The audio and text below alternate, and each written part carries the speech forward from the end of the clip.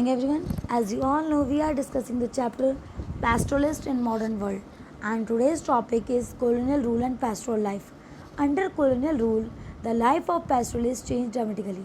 अगर colonial rule के under हम देखें यानी कि ब्रिटिशर्स का जब रूल था उसके अंडर अगर हम देखें तो जो लाइफ थी pastoralist की वो काफ़ी ज़्यादा चेंज हुई. Their grazing ground shrank.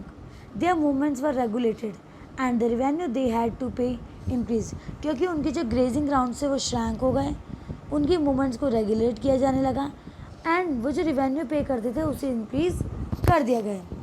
There agriculture stock decline and their trades and craft were adversely affected. उनका जो एग्रीकल्चर स्टॉक होता था वो भी क्या होता गया, डिक्लाइन होता गया, और उनका जो ट्रेड और क्राफ्ट वर्क था वो भी क्या हुआ, कहीं ना कहीं इफेक्ट वो भी हुआ. First, the colonial state wanted to transform all grazing grounds into cultivated farms.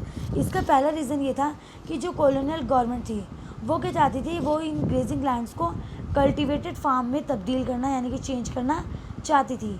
Land revenue was one of the main source of its finance. क्योंकि जो लैंड रेवेन्यू था वो इनका मेन सोर्स था फाइनेंस का.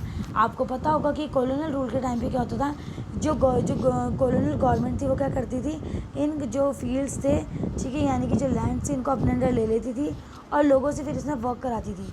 ठीक है, वर्क कराने के साथ अगर किसी को वर्क करने के लिए देती भी थी तो उनसे उसके बेस पे रिवेन्यू कलेक्ट करती थी. By expanding cultivation it could increase its revenue collection. क्योंकि जैसे जैसे उनका जो कल्टिवेशन है वो बढ़ेगा तो उनका जो रेवेन्यू कलेक्शन है वो भी क्या होता था, बढ़ता था.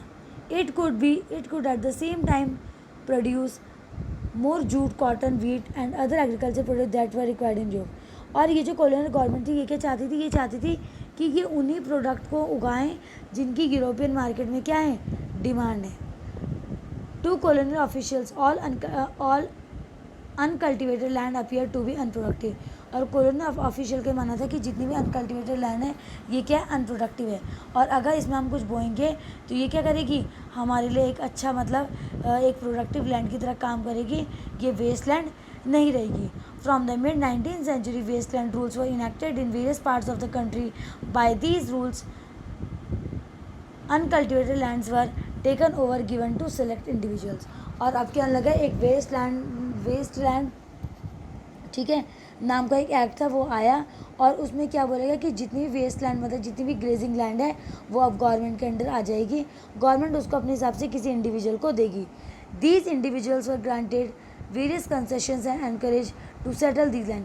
और वो जो इंडिविजुअल्स होते थे जिनको लैंड दी जाती थी उनको कंसेशंस दिए जाते थे एंड साथ ही साथ उन्हें इन लैंड पे सेटल किया जाता था.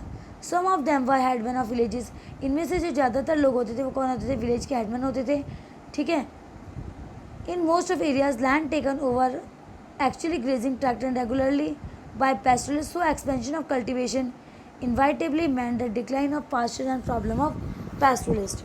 और इससे अब क्या होने लगा कि जब ये जो ग्रेजिंग ग्राउंड से ये लोगों को दे दी गई, इसमें कल्टीवेशन शुरू होने लगा, तो जो ये एक बहुत बड़ी प्रॉब्लम आ गई थी जो पैस्टोरलिस्ट सोसाइटी थी उन लोगों के लिए. सेकेंड रीज़न ये था, by the mid 19th century various forest act were also enacted in different provinces.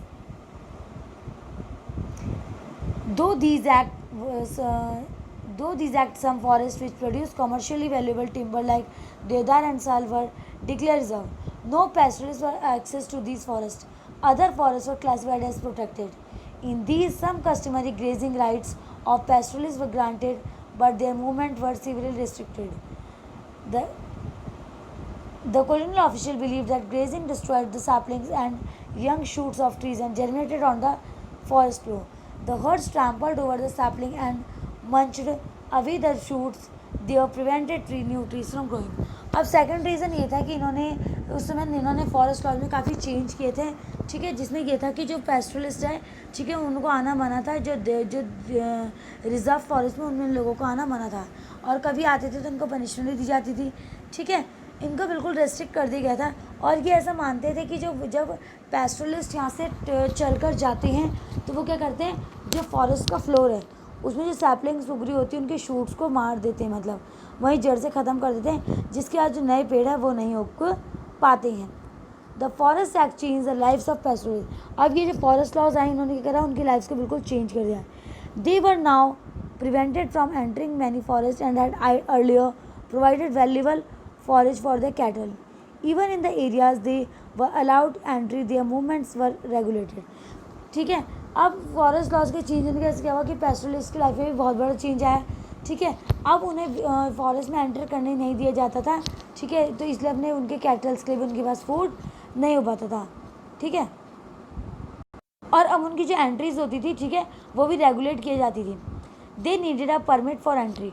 उनको एक परमिट चाहिए होता था जब भी वो कहाँ एंटर करते थे, फॉरेस्ट में एंटर करते थे.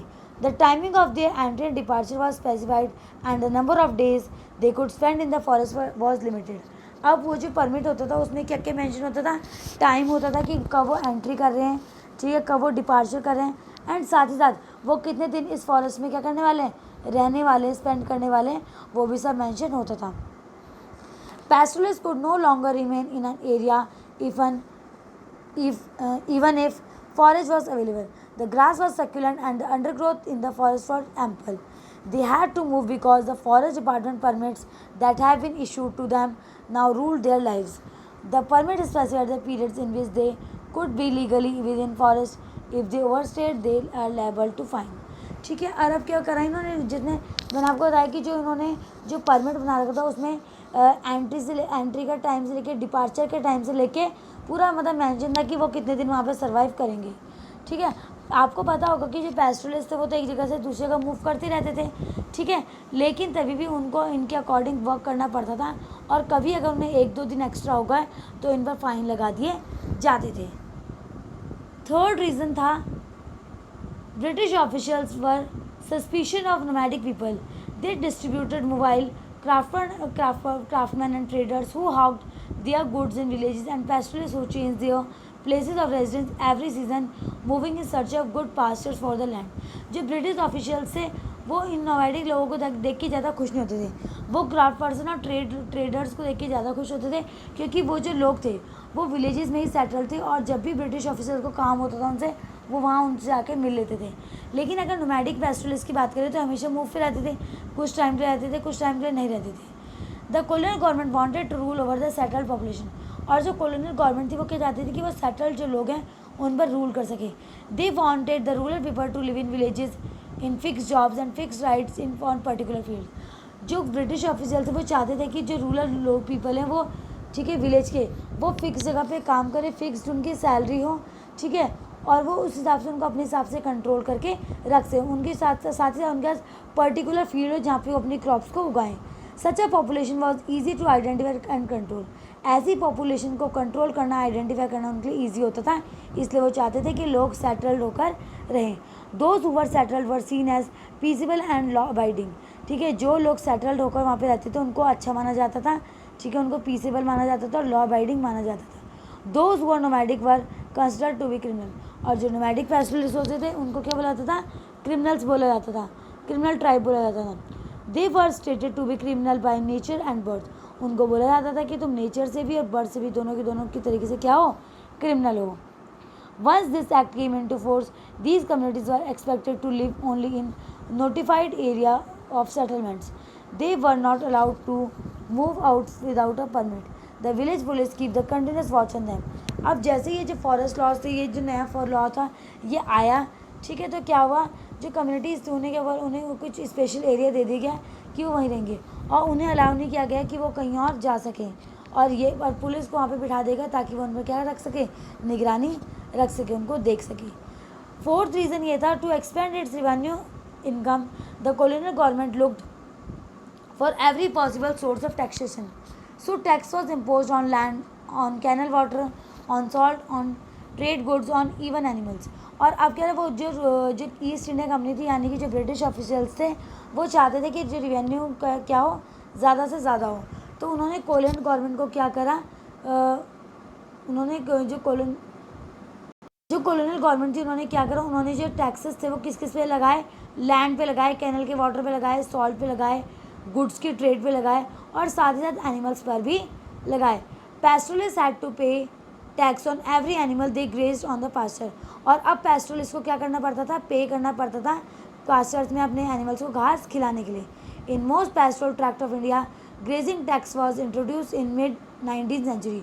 अगर इंडिया की हम बात करें तो जो पेस्टोरल ट्रैक्ट था, यानी कि जो ये ग्रेजिंग टैक्स था, ये मिड 19th सेंचुरी में लगा, ठीक है। द टैक्स पर head of cattle went up rapidly and the system of collection was made increasingly efficient in the decades between 1850s and 1880. The right to collect the tax was auctioned and out the contractors. ठीक है, तो यहाँ पे बताया जा रहा है कि जो टैक्स सेट था, ठीक है, वो कैटल पर वो रैपिडली इंक्रीज हुआ किस सीजन का, किस टाइम से किस डिकेड में, 1850 से लेके 1880s के पीरियड में, ठीक है। These contractor tried to extract high a tax as they could recover the money they had paid to state and earned as much as profit they would within a year. और अब जो ये contractors होते थे, ठीक है, जो contractors होते थे ये क्या करते थे, ये हाई टैक्सेस लगा देते थे लोगों पे, ठीक है। Each of them was given a pass to enter a grazing tax. A cattle herder had to show the pass and pay the tax. The number of cattle herds he had and the amount of tax he paid was entered on the pass. और अब जब भी कोई पैस्टोरलिस्ट क्या करता था, अगर pastures में एंटर करता था तो उसे टैक्स पे करना होता था, ठीक है। उसे अपने एनिमल्स का से लेके अपना तक टैक्स पूरा पे करना पड़ता था. तो ये हमने 4 पॉइंट्स यहाँ पे पढ़े, ठीक है, जिसमें मैंने आपको बताया कि कैसे कॉलोनियल गवर्नमेंट के आने से क्या हुआ, लोग जो पैस्टोरलिस्ट थे उनकी लाइफ चेंज होगी. पहला रीज़न था कल्टीवेशन को स्टार्ट करना, उन्हीं क्रॉप्स को उगाना जिसकी इंग्लैंड यूरोप में डिमांड है, ठीक है. दूसरा रीज़न था कि फॉरेस्ट और लॉज चेंज हो गए थे जिसकी वजह से जो पैस्टोरलिस्ट थे वो वहाँ नहीं जा सकते थे, ठीक है बेटा.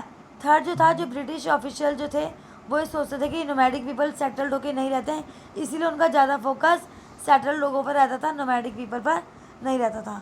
एंड फोर्थ ये था कि वो रेवेन्यू, मतलब जो वो अपनी इनकम बढ़ाना चाहते थे रिवेन्यू के थ्रू, तो इसलिए वो हर अलग अलग चीज़ों पर टैक्स लगाते थे ताकि कभी पैस्टोरलिस्ट अगर जो पैस्टोरलिस्ट है, ठीक है, उसे कोई रिसोर्स चाहिए, उसे कोई नीड है, उसे फॉरेस्ट में जाना है, तो वो क्या करे, अपने एनिमल्स के साथ टैक्स पे करे और उसके बाद पास्चर्स में या फिर फील्ड में अपने एनिमल्स को चरा सकता है. तो इस तरीके से हमने 4 टॉपिक डिस्कस करे कि किस तरीके से कॉलोनियल गवर्नमेंट ने ये जो पैस्टोरलिस्ट थे इनकी लाइफ को भी इफ़ेक्ट किया. Okay, that's all for today. Thank you everyone.